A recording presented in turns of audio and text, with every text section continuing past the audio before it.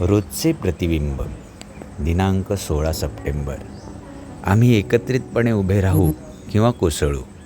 स्त्री किंवा पुरुषांच्या कुठल्याही समाजाला परिणामकतेतील सातत्य व कायमच्या एकतेविषयी आमच्या एवढी तातडीची निकड नसेल.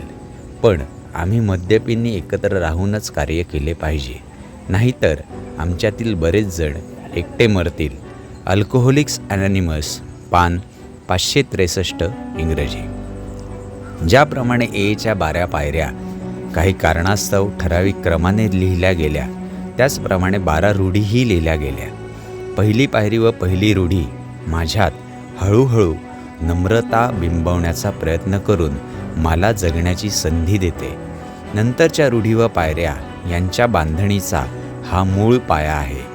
ही प्रक्रिया अहंकारी व्यक्तिमत्व कमी करण्याची आहे, ज्याद्वारे पायऱ्यांच्या मदतीने मला वैयक्तिक विकासाची परवानगी मिळते आणि रूढींच्याद्वारे समूहाचा सहभागी सभासद होतो.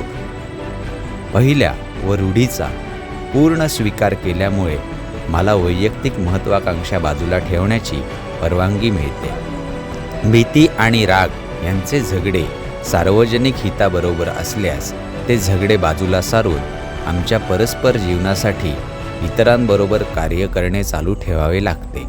इतरांबरोबर परिणामकतेने काम करण्यास लागणारे ऐक्य पहिल्या रूढीशिवाय मला मिळणे दुरापास्त आहे, कठीण आहे आणि पहिल्या रूढीशिवाय मी इतर रूढींवर बंधुत्वाच्या समाजात व स्वतःच्या आयुष्यात डळमळीत राहीन.